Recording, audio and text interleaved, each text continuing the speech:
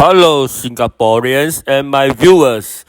Firstly, thank you to everyone who has supported this YouTube channel, Ben Social Club and Ben Puah.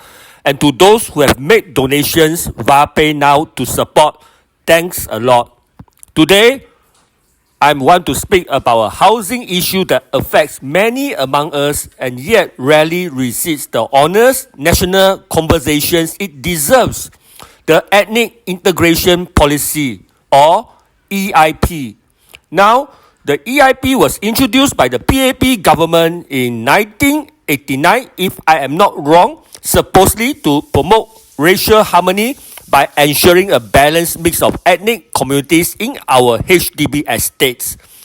At first glance, this sounds noble. Of course, we all want racial harmony. We all want unity. But policies must be judged not just by their intentions, but by their outcomes. First, let us take a hard look at what is really happening. Under the EIP, there are strict racial quotas for each HDB block. This means that if a particular ethnic group exceeds the prescribed limit, they cannot sell their flats to someone from the same ethnic group, even if they are willing buyers. Is this true? What do you think? And let's be honest, who suffers the most under this policy? Our Indian and Malay communities often bear the brunt. Do you think so? Imagine working hard your whole life, buying your HDB flat, only to be told when it's time to sell that your potential buyers are limited just because of your race. Do you believe it? Do you think this is true? You are forced to wait longer, accept lower offers, or worse, take a financial loss simply because of a policy that was meant to integrate but now segregates opportunities. Is this what equality looks like? I would love to hear your thoughts. This is not a make-up issue. This is real. This is happening to Singaporeans. And yet, the PAP government refused to reform it meaningfully.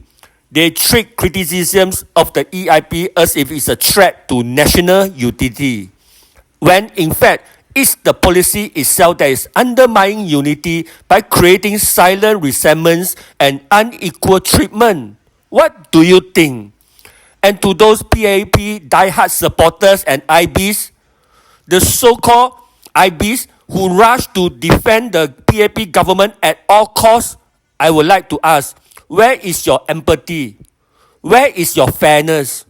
Too often, these individuals will dismiss the genuine concerns of our minority communities by saying things like, this is for social harmony, or everyone must make sacrifices.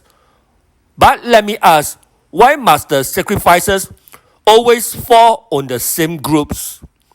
They say this is to prevent the formation of ethnic enclaves, but are we saying Singaporeans are so intolerant that we can't live peacefully without being micromanaged like this?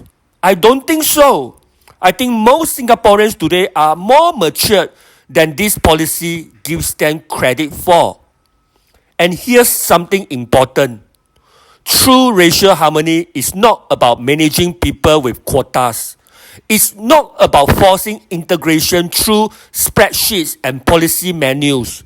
True racial harmony is built through education, community, and respect, not artificial ceilings that penalize people simply for being born into a particular race. What do you think? Let me be even clearer. We are not even asking for privilege. We are not asking for fairness. We are asking for a system that doesn't hurt the very people it claims to help. It is deeply disappointing that after all these years, the PAP government still hasn't had the political courage to fix this. Instead, they hide behind the narrative that everything they do is for Singapore's long-term good, even when it's clear some of their policies are doing real harm. The ethnic integration policy might have made sense in a very different time. Yes, listen carefully on what I'm going to say. The ethnic integration policy might make sense in a very different time, but please remember that time has passed. Now is already 2025. Yes, I repeat again. Now is 2025. Singapore has evolved. Our people are more cosmopolitan, more open-minded, and more united than the PAP government gives them credit for. Because we all are Singaporeans. We all love Singapore. We should not be penalized based on racial boxes set by the state. If we are truly one united people, then let's starting acting like it, not just in our songs and slogans, but in our policies and principles. Also, I want to share a foolish comment made by a diehard PAP supporter. He was saying, what if the Indians or the Malays sell to the Chinese? The proportion of Chinese in their block will get greater. This line of thinking is precisely the problem. The moment you focus on proportion and ethnicity as if they are threats, you already miss the point of racial harmony. Harmony doesn't come from enforcing artificial quotas or treating your neighbors like racial categories to be balanced. It comes from mutual respect, interaction, and treating each other as fellow Singaporeans first. Are we so fragile as a society that we believe living next to someone of another race is dangerous?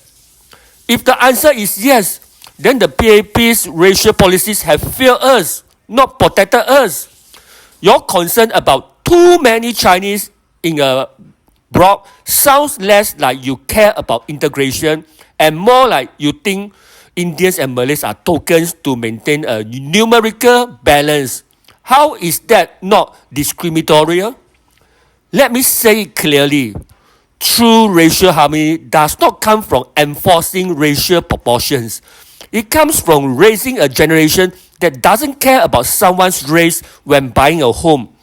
That's what integration actually means. So instead of defending policies that punish minorities with reduced housing values and limited freedom, maybe we should ask ourselves, are we promoting unity or are we just pretending? Let's stop using race as a quota and start seeing people as citizens, as Singaporeans, because in the end, that's what matters. So, to all fellow Singaporeans, regardless of race, stand up for fairness. Let's reject outdated policies that no longer reflect the spirit of our nation. Let's speak up for our neighbours who are unfairly affected. Let's demand a leadership that is not just efficient, but compassionate and courageous. Because a fairer, more inclusive Singapore doesn't begin in Parliament. It begins with us. Lastly, I would love to hear your thoughts. I am Puah. Thank you.